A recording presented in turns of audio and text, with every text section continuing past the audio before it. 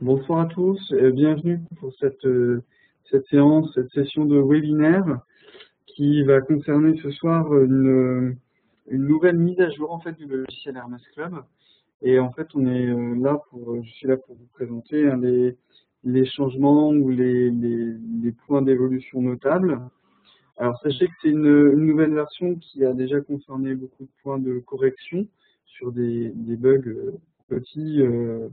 Voire moyen, et on a rajouté bien sûr des fonctionnalités qui vous concernent plus directement. Donc ce que je vous propose, c'est de vous présenter, de commencer par la présentation du module compétition et regarder un petit peu les nouveaux modules qui ont été rajoutés. Donc je vais vous présenter tout de suite voilà, le module Hermès compétition. Vous le voyez maintenant, vous l'avez maintenant sous écran. Donc dans la présentation en fait du logiciel, ça ne change pas beaucoup, c'est-à-dire qu'on retrouve les grandes lignes du logiciel. La première chose en fait sur laquelle on a vraiment accentué le travail, c'est sur les programmes, parce qu'effectivement on s'est rendu compte qu'il y avait des règles qui n'étaient pas forcément satisfaisantes. On a eu des remontées aussi de bugs dans certains cas, dans certaines règles de participation et notamment sur les scores. Donc on a accentué le travail sur cette formule en particulier. Donc j'ai réalisé un programme ici que j'ai appelé pour ce soir programme Hermès Club, dans lequel je vais pouvoir vous présenter en fait euh, les, euh, les différentes choses. Donc sachez que c'est une formule qui a été revue un petit peu entre guillemets de fond en comble, ou tout du moins dans les grands principes.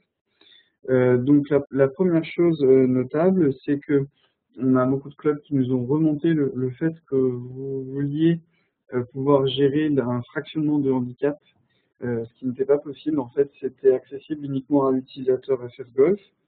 Donc la décision a été prise d'un commun accord avec le service sportif de la fédération d'ouvrir ce facteur. Donc en fait, vous allez pouvoir affecter un facteur à tous les handicaps de vos joueurs.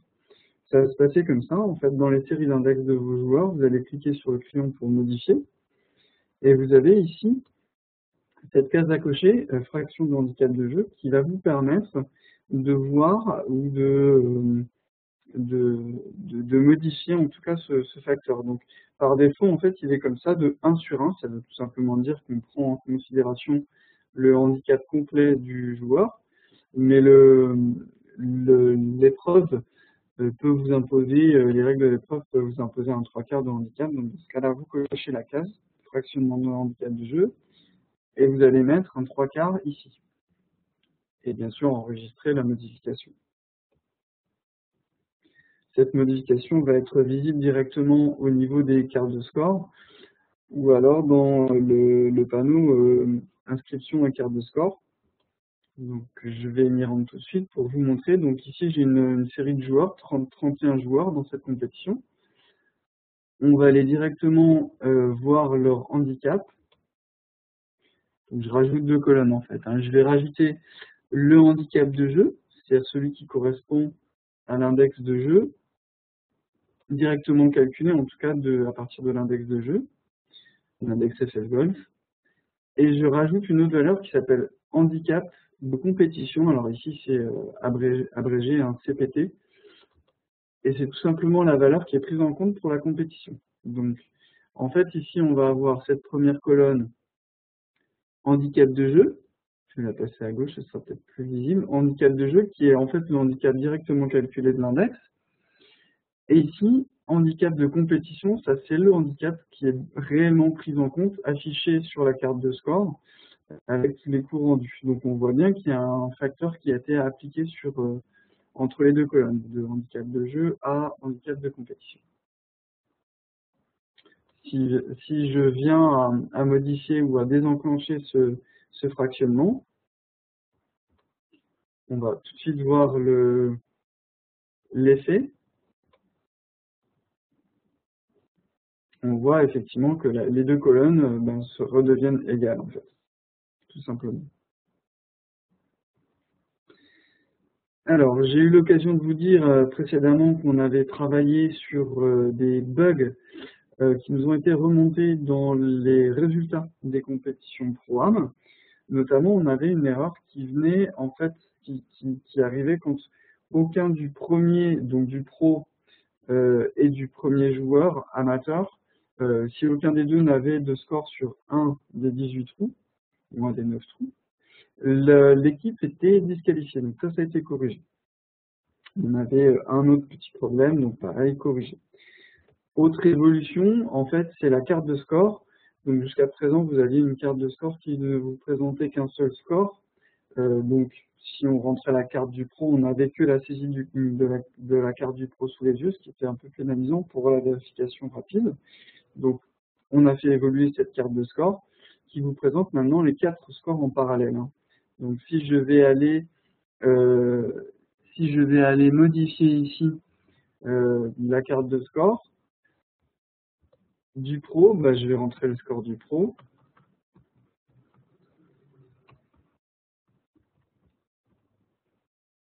On enregistre et on passe au second joueur. Donc effectivement, on retrouve un fonctionnement de carte de score en Pro-Am, comme on pouvait connaître effectivement dans le logiciel de gestion de compétition précédent LK. Et effectivement, pour la relecture des cartes de score et des résultats, c'est nettement mieux. Donc je finis quand même la saisie. Hop, voilà. Et donc là, on a complètement saisi la carte de score. Pour rappel, hein, une fois que vous avez saisi une carte de score, de même qu'en simple, quand vous êtes en programme, pour aller la rechercher, il suffit de cliquer sur F3 et on va aller rechercher tout simplement les cartes saisies. Donc ici, j'ai mes 4 joueurs qui sont sur fond vert. Je valide et je retrouve la carte de score de l'équipe. Je réenregistre. Donc voilà, présentation des cartes de score sur 4 scores, 4 colonnes.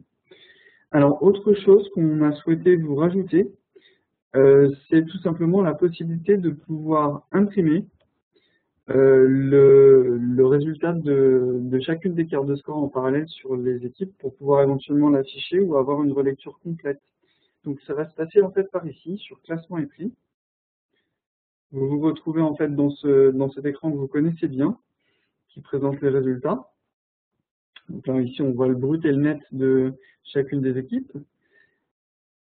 On va aller dans type de liste, on va aller dérouler et on va aller voir les résultats trou par trou. Donc ici en fait le logiciel vous présente les résultats de chacune des équipes trou par trou. Et on a la possibilité, bien sûr, de les imprimer avec l'imprimante qui est tout en haut de l'écran. Vous avez un modèle qui est défini pour ça, résultat trou par trou FF Golf. Et en cliquant sur Aperçu, on va très rapidement jeter un coup d'œil. Donc, cette feuille, en fait, qui va vous présenter donc, la liste des joueurs et c'est regroupé par équipe, bien sûr. Et on présente dans chaque colonne les résultats sur le trou numéro 1, 2, 3, ainsi de suite. Et la dernière ligne, en fait, et le total des 2 meilleurs scores, puisqu'en fait, là, dans cet exemple, je suis sur deux meilleures balles, hein, un prom avec 2 meilleures balles. Donc voilà, ça permet, vous pouvez l'imprimer, ça permet d'avoir une relecture très rapide des cartes de score une fois qu'elles ont été saisies. Éventuellement, même pour l'afficher au club si les joueurs vous le redemandent. Ça, c'était la présentation de tout ce qui est programme, donc évolution un petit peu et surtout correction de la formule programme. Je souhaite maintenant vous présenter une évolution, ou plutôt une correction de ce qu'on connaissait déjà, les séries index, âge et autres, qui ont été revues de manière aussi pas profonde, mais on va dire sérieuse, puisque on pouvait avoir recours aux séries d'index, âge et autres, mais on avait des problématiques.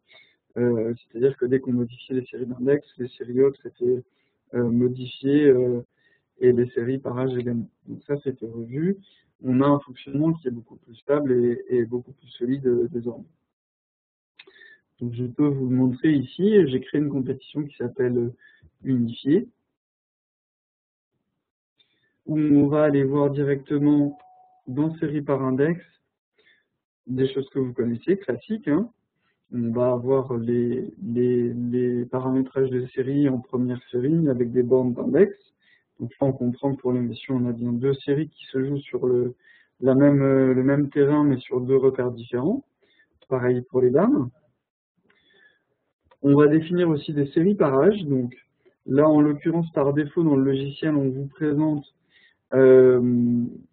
deux séries en fait principales qui sont les adultes, donc les âges de 19 à 99 et au-delà, et les enfants, donc en fait toutes les personnes de moins de 19, de 0 à 18. On peut faire évoluer ces valeurs-là, bien sûr, ici, âge de départ, âge de fin, si on modifie la série. Et avec ces séries par âge, on a la possibilité de définir un repère de jeu, comme vous le savez. Donc si je choisis junior messieurs, donc en fait il faut comprendre enfant, hein, les garçons. On va aller le modifier ici. Donc on va même dire les garçons. Sexe, on le définit bien en masculin, de 0 à 18. On définit le terrain et le repère de jeu spécifique qu'on voudra appliquer. Et on va réenregistrer. Automatiquement, le logiciel nous dit, voulez-vous changer l'affectation des terrains? En fait, il nous dit qu'il va aller relire la liste complète des joueurs, et en fonction de l'âge de chacun des joueurs, il va leur affecter le repère si jamais le joueur est concerné par cette série d'âge. On valide, il dit, ça va être calculé, on valide, et pareil pour les dames, donc de la même manière, on a fait une série filles, donc on va l'appeler filles, donc sexe féminin de 0 à 18, sur le même terrain, par contre on leur affecte systématiquement le repère rouge, quelle que soit la main. Et on enregistre. On va avoir les séries autres, donc les séries autres qui vont vous permettre de regrouper en fait les joueurs selon un critère que vous aurez défini vous au préalable, et vous pouvez ou pas définir un repère de jeu. Donc là en fait pour l'exemple, j'ai défini une série que je vais appeler rouge, donc repère rouge, que je vais affecter uniquement aux garçons, aux hommes, et en fait ce seront tous les joueurs masculins qui vont jouer sur les repères rouges de mon terrain. Alors, petite précision, petit rappel complémentaire par rapport à ces trois séries en fait. On les voit bien dans ce menu de gauche, elles sont proposées de haut en bas, et en fait ça indique bien l'ordre de priorité qui est donné.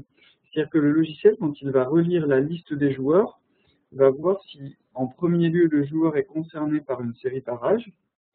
Si c'est le cas, la série par âge, le repère qui aurait été défini dans la série par âge va être prioritaire. Ensuite, si aucun repère n'est défini ou si aucun série autre ou groupe n'est défini pour le joueur en particulier, le logiciel va aller voir dans les séries par âge si le joueur est concerné par une série par âge et qu'il obtient un repère de jeu en fonction de sa série par âge. Automatiquement, le joueur va prendre ce repère de jeu. Et enfin, pour le joueur en particulier, si aucun repère n'aura été défini par les séries autres ni par les séries par âge, le joueur prendra en fait son repère de jeu de par son index. Je vous propose maintenant de regarder un petit peu comment ça peut se traduire dans la liste des inscriptions et cartes de score. Donc, je retrouve ma liste des inscriptions et cartes de score, où je vais avoir tous mes joueurs. Et donc, dans tous mes joueurs, en fait, je vais retrouver des colonnes que vous connaissez bien, notamment la colonne série, qui présente en fait série par index, pardon, qui présente effectivement la série par index pour laquelle le joueur est concerné. Ensuite, série par âge, donc le joueur suivant son âge va se retrouver dans l'une ou l'autre des séries. Et une troisième colonne qu'on va appeler série autre, qui est en fait le regroupement hein, qu'on aura affecté au joueur. Par exemple, si ce joueur-là, je lui affecte le groupe ou la série autre rouge, en cliquant sur ce bouton-là, automatiquement, le joueur va prendre la série autre rouge. Je vais remonter dans ma liste puisque hop, le curseur est descendu. Voilà. Donc la personne pour laquelle on vient de définir la série autre rouge a bien pris le repère rouge. Si désormais je vais changer mes séries par index et que je change ici le repère de jeu sur la série 1, les séries par âge et les séries autres n'auront pas bougé. Hein. On a vraiment retravaillé ça, c'est assez robuste désormais. Donc je repasse dans cet écran qui s'appelle inscription et carte de score, où je peux voir maintenant effectivement que tous les joueurs qui sont concernés par la série 1 ont changé leur repère de jeu. Alors je souhaitais aussi vous montrer quelque chose de spécifique à cet écran inscription et carte de score. Ce sont deux nouvelles colonnes qu'on vous propose et qui sont directement liées au repère de jeu du joueur. En clair, comme je vous l'ai dit, en fait, il y a une priorité. Hein, donc, si le joueur est concerné par la série par âge, il va obtenir son repère de jeu par la série par âge. Donc, on le voit très clairement ici. Si le joueur est concerné par la série rouge, obligatoirement, il prend le repère de jeu de sa série autre. Si un repère de jeu a été affecté par sa série par âge, automatiquement, le joueur va prendre son repère de jeu par série par âge. J'aimerais vous en trouver un pour la démonstration. Alors, je vais masquer mon menu de gauche pour descendre dans mes joueurs. Voilà, typiquement ici, on a Pierre Barros qui, lui, a un âge de 15 ans. Donc, automatiquement, il est versé dans la série garçon. Et comme on a affecté un repère de jeu dans la série garçon, eh ben, il prend le repère qu'on a affecté à la série garçon. Et enfin, bah, tous les autres qui ne sont ni concernés par une série autre ni par une série par âge vont être directement sur des repères de jeu qui leur sont affectés par la série par index. Alors cette priorisation des séries et des affectations des repères de jeu, elle va se retrouver en fait ici, dans deux nouvelles colonnes qu'on vous propose. Donc je vais vous montrer le sélecteur de champ que vous connaissez peut-être bien maintenant. Le sélecteur de champ en fait vous propose un champ qui s'appelle série tout court et série 2. Alors c'est pas très explicite, mais on va le voir très rapidement, vous allez comprendre en fait à quoi ça correspond. Donc on a ces deux nouvelles colonnes, donc série 2 et série. Série 2, c'est tout simplement la série ou le type de série qui donne le repère de jeu. Donc, on a vu que notre Pierre Barros, qui avait un âge de 15 ans, avait son repère de jeu qui lui était amené par son âge. Donc, typiquement, dans la colonne série 2, on va retrouver série par âge. Donc, le logiciel nous dit, bah oui, j'ai placé Pierre Barros sur ce repère de jeu parce qu'il avait 15 ans et que sur tous les joueurs de 15 ans, vous avez dit que vous voulez les placer sur un repère de jeu spécifique. Donc c'est bien le série d'âge qui a primé dans ce cas-là. On remonte un peu plus haut sur nos joueurs qui ont été versés dans la série autre rouge. Ces joueurs-là, en fait, on voit bien que le logiciel nous dit, bah oui, en fait, il a obtenu son repère de jeu par la série autre. Et pour tous les autres, bah, on est sur la série d'index. Donc ça, c'est la valeur qui s'appelle série 2. À droite de celle-ci, j'ai inséré une colonne qui s'appelle série tout court, et en fait, qui est tout simplement le nom de la série qui amène le repère de jeu. Donc, si on est sur des valeurs type série 1 ou série 2, ainsi de suite, typiquement, on est sur les séries par index. Après, on va avoir les valeurs nominatives qu'on aura définies dans les séries par âge, donc la garçon en l'occurrence. Et enfin, on voit le nom des séries autres qu'on aura pris soin de définir auparavant. Donc voilà comment se traduit en fait la gestion, la meilleure maintenant gestion des séries, index, âge et autres dans cette présentation, inscription et carte de score. Alors lié à cette présentation des séries d'index, je souhaitais aussi vous présenter une autre nouveauté qui a été clairement demandée, voire réclamée à corps et à cri par les clubs. C'est tout simplement l'impression d'un résultat groupé. C'est-à-dire, si on prend la peine de définir des séries d'index, si on prend la peine de définir des séries d'âge ou des séries autres, et d'y affecter des repères de jeu, on veut pouvoir sortir à la fin une feuille de résultats où on va voir tout simplement le classement série par série de chacun des joueurs. Donc ça va se passer par ici. Je vais volontairement changer de compétition. En fait, c'est la même compétition qui s'appelle résultat unifié, et dans laquelle j'ai déjà rentré des scores. Donc le résultat n'en sera que plus probant. Donc je descends sur les résultats. Je vais me placer sur l'écran classement écrit. Et dans la liste, dans le type de liste ici, plutôt que de choisir le type de liste de résultats classique qu'on connaît, on va descendre tout en bas, on en a un nouveau qui s'appelle résultats groupés. Et donc dans résultats groupés, le logiciel nous présente les résultats série par série. Donc on voit bien qu'on avait des messieurs qui étaient placés dans la première série. On les retrouve ici. Si je descends ici, je vais avoir la première série dames, la deuxième série messieurs, la deuxième série dames, ainsi de suite. Si je descends dans ma liste, on retrouve les séries qu'on aura pris le temps de définir en des séries d'âge. Donc là, c'est les adultes. Donc, vous vous souvenez, hein, pour les adultes, dans les séries par âge, on n'avait pas défini de repères de jeu. Si j'y reviens, là, on repasse dans les séries par âge. Regardez, adultes, messieurs et dames, je n'ai pas défini de série de repères de jeu. Donc logiquement, le logiciel dit, dans les séries par âge adultes, aucun joueur n'est concerné puisque aucun joueur n'a eu son repère de jeu par ces séries-là.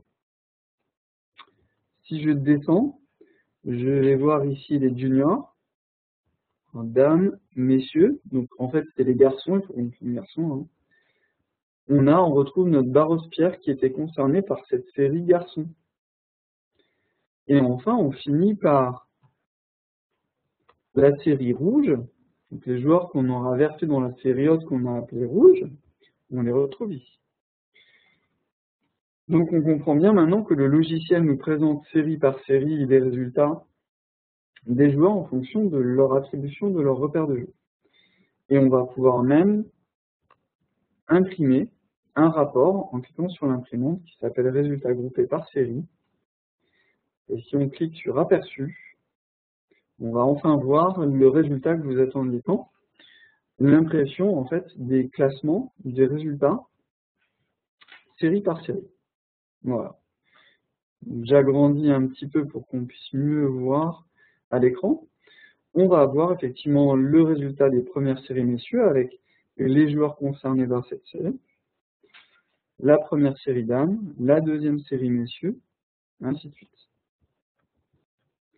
La deuxième série dames, les juniors messieurs, donc ça c'est la série qu'on avait appelée aussi garçons, donc on n'a que Barros-Pierre.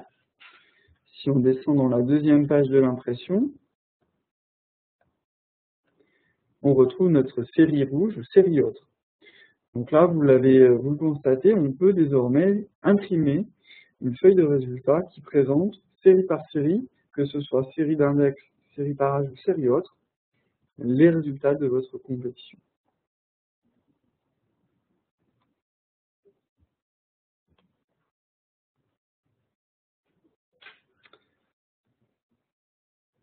Alors, on va passer à un tout autre sujet désormais, c'est les temps de jeu. C'est quelque chose que vous connaissiez sur le logiciel, du moins certains clubs s'y sont intéressés, d'autres moins. Les temps de jeu étaient bien affichés sur la carte de score, mais on avait un petit bug, c'est-à-dire que sur l'aller ça fonctionnait plutôt bien, j'aime bien. Sur le retour, on avait des temps de jeu qui ne reflétaient pas les valeurs qu'on avait définies à l'avance. Donc là, maintenant, c'est désormais résolu. On va pouvoir les visualiser ensemble, ces temps de jeu. Donc si on retrouve, alors je vais peut-être repartir sur notre compétition de résultats unifiés.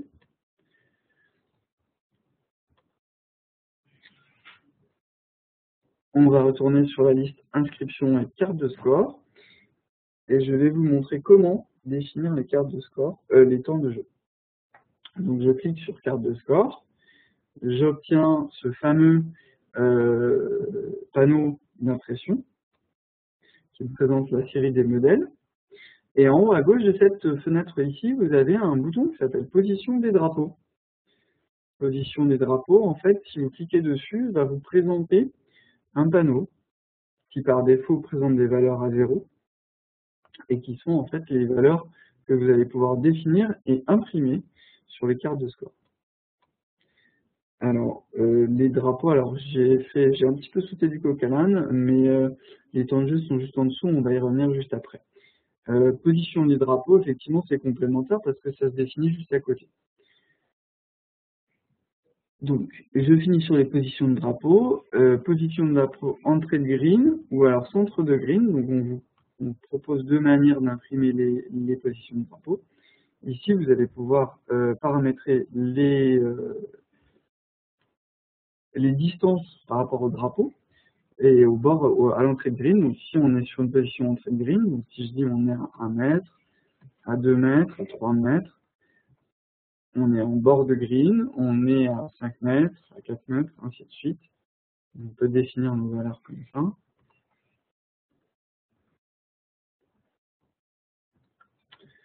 La position par rapport au bord, si on est plutôt à gauche, au centre ou à droite. Donc, il faut comprendre par R, right, c'est de l'anglais, c'est droit. M, c'est middle, donc le centre. Et L, c'est left, donc gauche.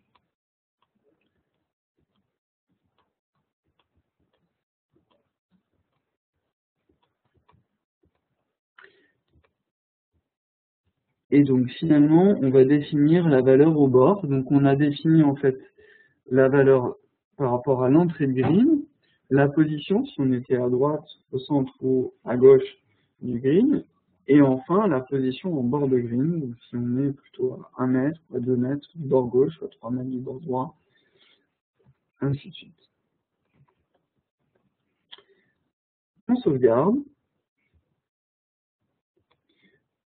et on va cliquer sur les modèles. Donc ici, on vous propose plusieurs modèles pour la position de drapeau, qui sont soit une impression en page A4, donc là en fait on vous propose une impression de plusieurs pages A4 et de les découper et de les agrafer ou de les glisser à l'intérieur de vos cartes de score.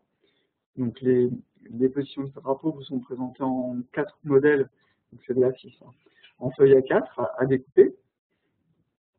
Et donc vous allez avoir autant de feuilles A4 que de nécessaire.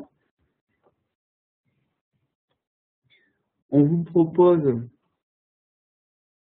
de les imprimer ici en format d'autres cartes de score.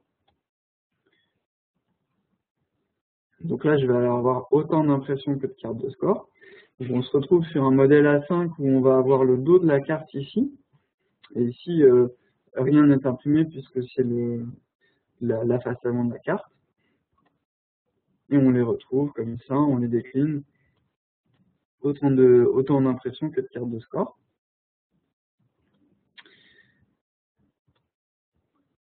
Et dans les positions de drapeau, je vous avais dit, on peut paramétrer les entrées de green ou alors la position par rapport au centre de green. Et donc, on va vous présenter aussi des modèles qui vont vous permettre d'imprimer par rapport au centre de green. Pareil en A4 ou en d'autres cartes de score. J'en viens maintenant au temps de marche, puisque j'étais parti dessus. Je vous les présente. Alors, les temps sont ici. On les paramètre ici en cliquant sur ce panneau d'impression des cartes de score, en cliquant sur temps. Par défaut, on a ces valeurs qui sont égales à tous les trous, 13, 14 en fonction du nombre de parties, du nombre de joueurs par camp ou par partie, 15 minutes pour 4 joueurs, 17 minutes pour 5, ainsi de suite.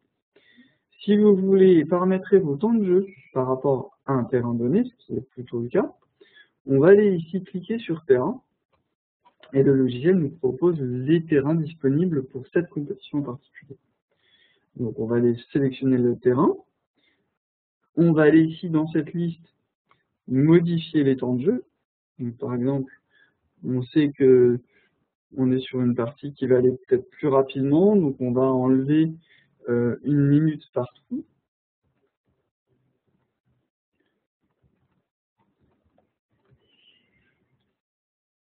Par contre, on va rajouter peut-être 10 minutes le temps de changer du trou numéro 9 au 10, parce qu'on sait qu'on a un temps de marche un peu conséquent. Donc on va rajouter, on va se mettre à 24, ainsi de suite. Donc une fois que vous avez fait le paramétrage et que vous avez paramétré nombre de joueurs par nombre de joueurs, en fonction de vos départs, de vos parties, vous sauvegardez, vous quittez. À tout moment, vous pouvez bien sûr y revenir en recliquant sur temps et en resélectionnant le terrain. On voit bien les paramètres qu'on a déparamétrés, on vient d'enregistrer, notamment les 10 minutes rajoutées au niveau du trou numéro 10. On va relire notre carte de score.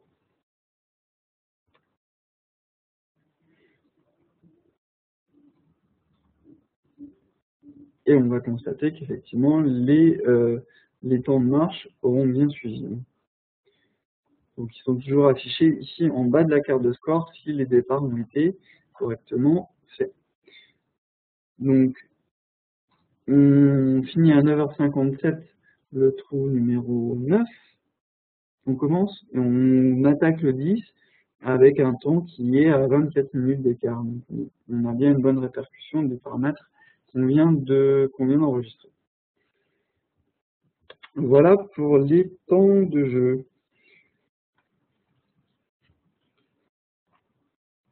Je vous propose maintenant, puisqu'on est dans les cartes de score, de regarder un petit peu les évolutions de cartes de score et surtout les nouveaux modèles qui vous sont proposés. Donc on vous a créé une carte de score qu'on appelle vierge. C'est en fait une carte de score qui n'imprime aucun nom de joueur. C'est le modèle numéro 5, je vais vous le remontrer. Voilà. C'est une carte de score donc, qui nous présente toujours le nom du terrain. On va ici avoir un espace pour noter à la main le nom du joueur et le nom du marqueur. On va aussi avoir ici des différents repères avec le SSS et le slope correspondant aussi bien pour les messieurs que les dames. On va avoir enfin ici à chaque fois 3 distances, donc les 3 premiers repères ici, qui correspondent aux distances en fonction du sexe. Donc ici ce sont les messieurs, ici ce sont les dames.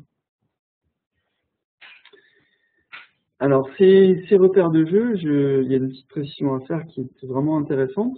Ces repères de jeu, où le logiciel va les prendre, puisque pour l'instant on ne sait pas, puisqu'on n'a pas d'indication de joueur, et bien en fait ces repères de jeu, ce sont tout simplement le reflet des repères de jeu qui sont paramétrés en série par index ici. Donc si on paramètre blanc et jaune, bleu et rouge, on va retrouver ces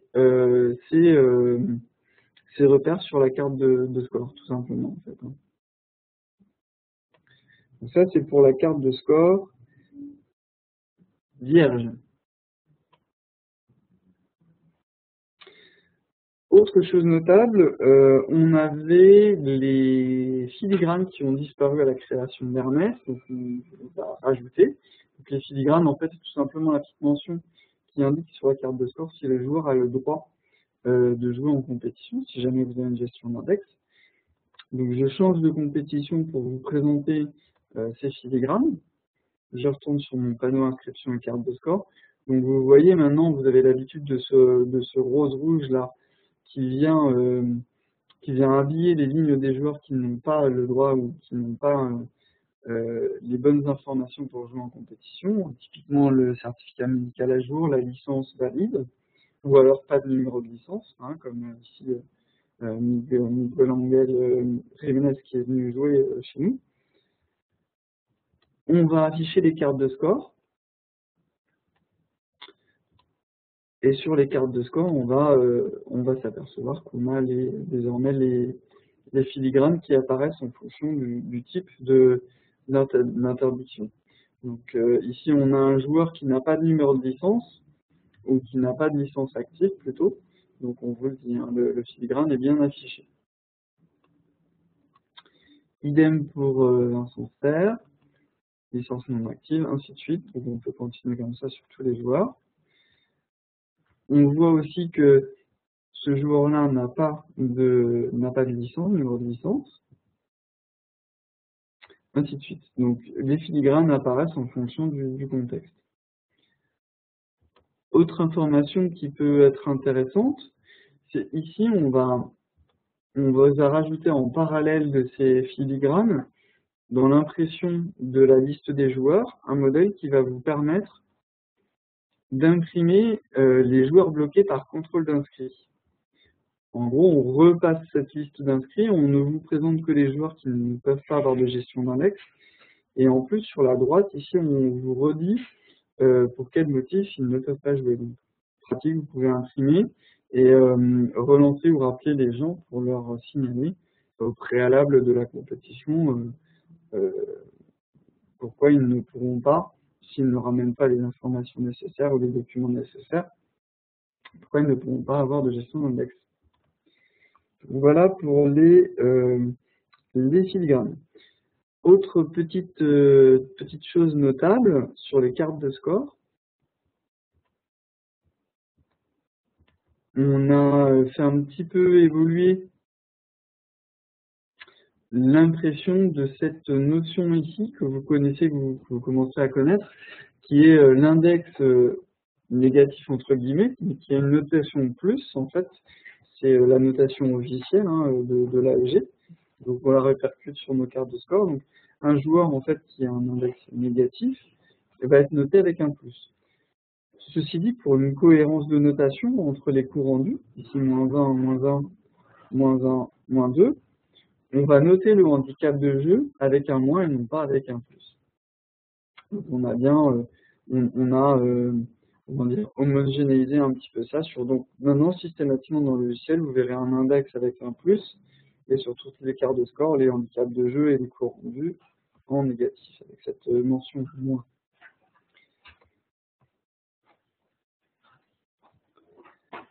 Autre nouveauté de cette version, dans le module compétition, la prise en compte du type compétition entreprise. Alors, vous pouviez bien sûr créer des compétitions de type entreprise.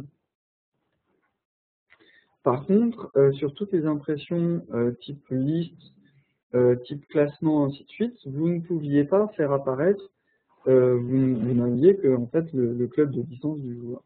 Donc, si jamais vous êtes amené à créer une compétition ou à gérer une compétition entreprise, comme celle que j'ai créée,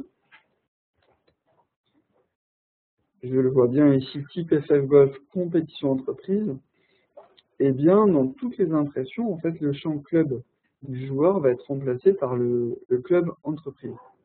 Donc ici, si je rajoute cette colonne dans l'affichage, on va le voir très rapidement.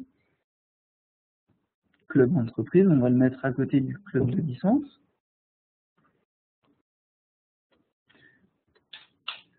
Voilà, on a bien deux valeurs différentes. Donc pour certains joueurs, en fait, c'est la même, hein, c'est la même société ou la même AS. Pour d'autres, c'est différent. Et si dans ce type de compétition entreprise, j'imprime la liste des joueurs de la compétition, on va avoir ici un champ, ce ne sera plus le club du joueur, mais bien le club d'entreprise qui va être imprimé. Donc, pareil sur les cartes de score, pareil sur les classements, ainsi de suite.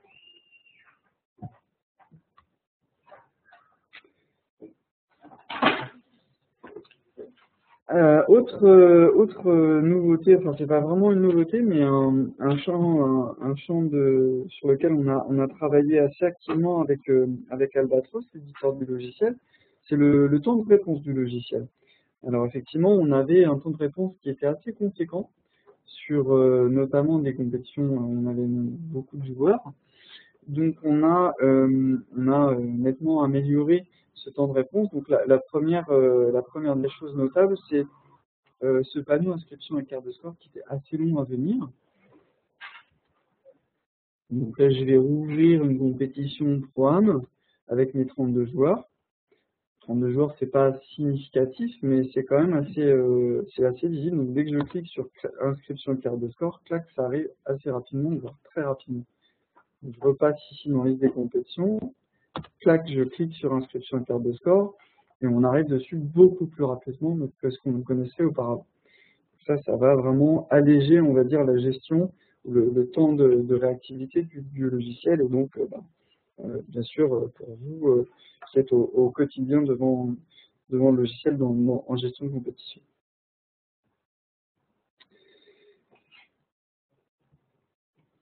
On a aussi optimisé le travail sur l'inscription des joueurs. Donc là, c'est surtout sensible pour des compétitions où on a des bases de données très conséquentes.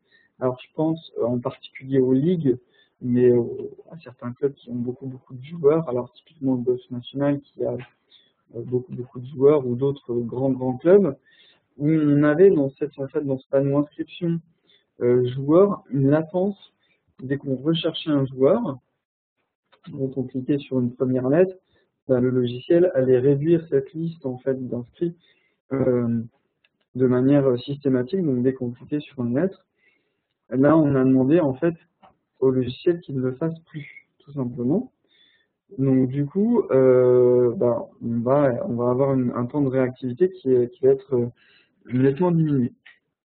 Donc une fois qu'on a tapé les 3 premières lettres du nom, on a cette loupe ici qui nous permet de réduire rapidement la liste des joueurs en fonction de ce qu'on aura rentré ici. Alors en plus de la loupe, vous avez un raccourci clavier qui est Alt et la lettre R qui permet de faire la même chose. Donc pour les habitués en fait du clavier, sans passer par la souris, on peut très rapidement aller rechercher un nom. Donc on se place dans le champ de recherche, on tape nos 3 lettres, on tape le raccourci clavier et très rapidement le logiciel nous présente une liste diminuée des joueurs.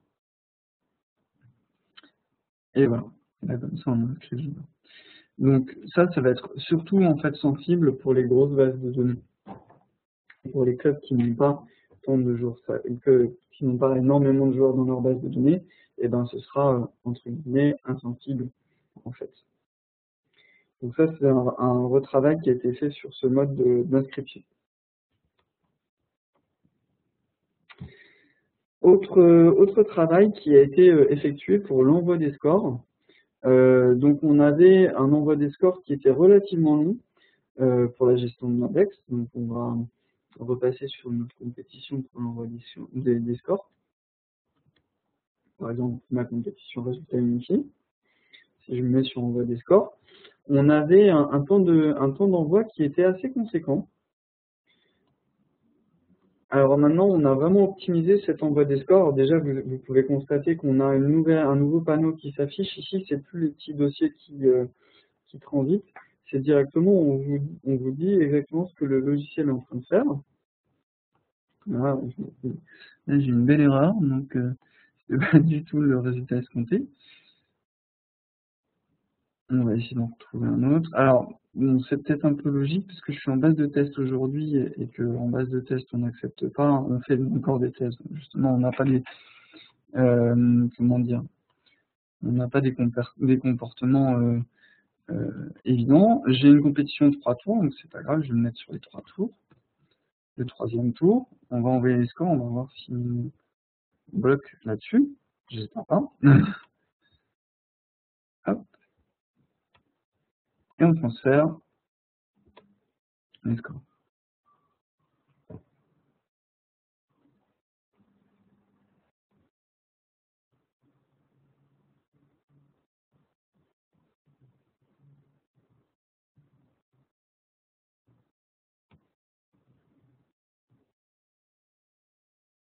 Le 2e tour. Le logiciel le fait tout seul. Quand je demande un envoi des scores, enfin typiquement un envoi des scores, c'est toujours sur le dernier des tours. Voilà. Donc là, je suis au 3e des tours. Bon, j'ai un message d'erreur, donc je suis un petit peu embêté. ça vous montre au moins le temps de réponse de FLOL qui est beaucoup plus court. Alors tout simplement pour vous donner l'explication de ça, c'est que le temps d'envoi des scores, en fait, qui était très long auparavant, venait tout simplement parce que on envoyait non pas que les scores, mais on envoyait d'abord le nom de la compétition, on envoyait les séries, le nom des joueurs, les terrains, et ainsi de suite. Donc en fait, ça faisait beaucoup de messages finalement qui venaient entre guillemets polluer l'envoi des scores typiquement pour une gestion index. Donc on a enlevé beaucoup de ces informations-là qui ne nous étaient pas nécessaires ou plutôt indispensables pour la gestion index, ce qui a permis d'aller beaucoup plus vite dans l'envoi des scores en fait.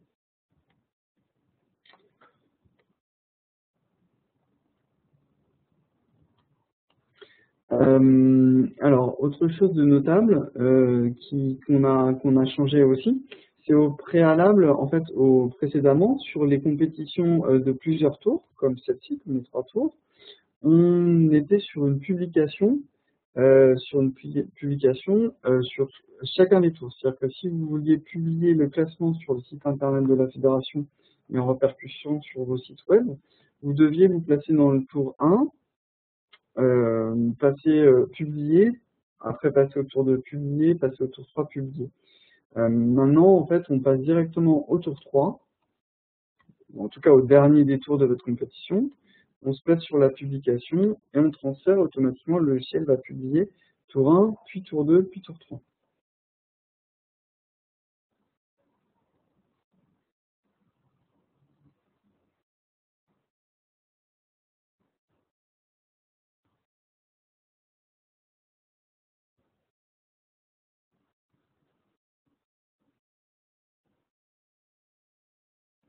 Donc là, le logiciel est en train de publier les trois tours directement. Là, par contre, la publication reste un message qui peut prendre un petit peu de temps dans la mesure où là, on a besoin d'envoyer toutes les informations, notamment les joueurs, les séries, les différents terrains, ainsi de suite.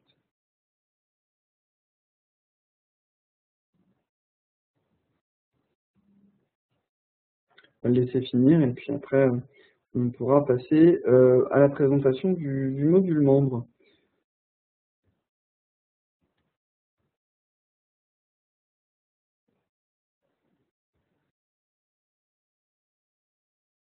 Voilà, ça y est, il a fini. Donc là, j'ai passé 3 tours directement en publication.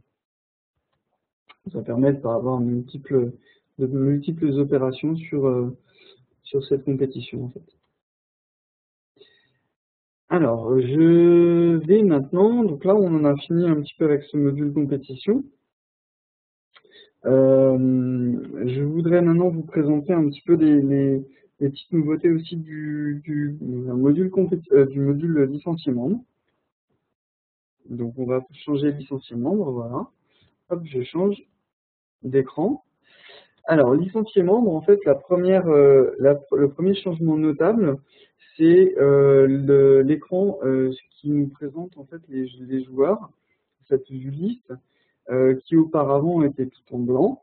Donc là, vous pouvez constater qu'on a des joueurs qui sont sur ligne en fond vert et d'autres joueurs qui sont sur des lignes en fond blanc. Donc, les joueurs sur ligne fond vert sont des joueurs en fait qui ont une licence active, tout simplement. Donc cette licence active va nous permettre de voir visuellement très rapidement quel joueur a une licence à jour ou pas. Alors c'est valable pour les joueurs de votre club ou de vos AS, c'est valable aussi pour les joueurs extérieurs, bien sûr. Deuxième travail, en fait, c'est sur les historiques de handicap. Donc, sur l'historique de handicap, en fait, on va pouvoir en fait rapatrier l'historique de handicap d'un joueur de manière individuelle. C'est-à-dire que pour ce joueur-là, j'ai besoin d'aller chercher son information de handicap. Donc ici, à droite de ce bouton de communication créole, je vais avoir un nouveau menu qui s'appelle réception des feuilles de handicap. Et en cliquant dessus, automatiquement, le logiciel va nous chercher, quand on a un numéro de licence, l'historique du joueur. Donc je vais aller chercher plutôt un joueur avec un numéro de licence, ce sera plus concluant comme démonstration. qui me met en solitude. Voilà. Et alors, le joueur le logiciel est parti rechercher l'historique de handicap d'un joueur.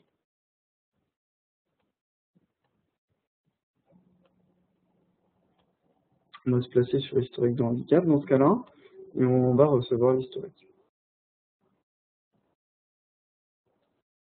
Voilà. Donc, visuellement, c'est plus parlant. On a toutes les lignes de handicap du joueur.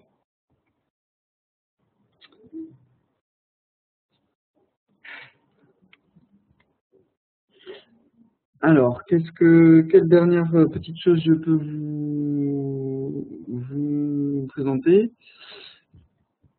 C'est tout simplement les étiquettes. C'est en fait la notion de pouvoir imprimer des adresses de joueurs directement sur des étiquettes ou même sur des enveloppes pour pouvoir faire du public postage beaucoup plus rapidement en fait. Alors, communication, c'est dans le menu communication, envoyer assistant étiquette adresse. Alors ça c'est uniquement valable, en fait c'est l'impression des étiquettes pour les joueurs qui sont sélectionnés.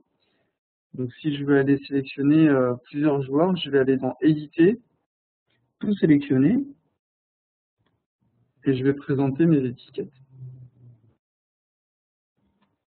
Là je choisis, alors j'ai le choix d'imprimer soit directement sur des enveloppes ou sinon directement sur des étiquettes. Donc on peut cliquer sur étiquette, et on fait aperçu. Là j'ai beaucoup d'adresses, ou en tout cas j'ai beaucoup de joueurs, donc ça va prendre un petit peu de temps.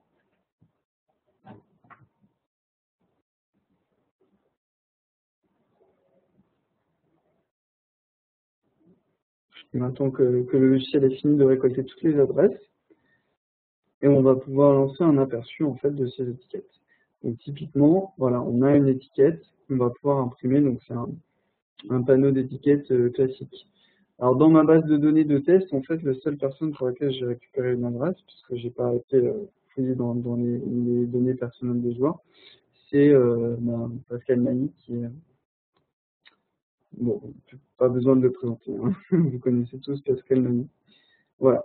Donc typiquement, en fait, cette nouvelle fonction qui va vous permettre soit d'imprimer des étiquettes de joueurs, ou sinon directement imprimer sur des enveloppes, en fonction du format que vous souhaitez voir.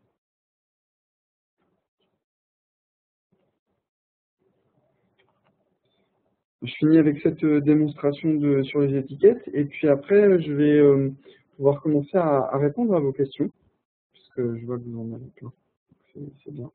Donc typiquement, voilà l'impression d'une enveloppe avec un format et l'adresse qui s'imprime directement ici.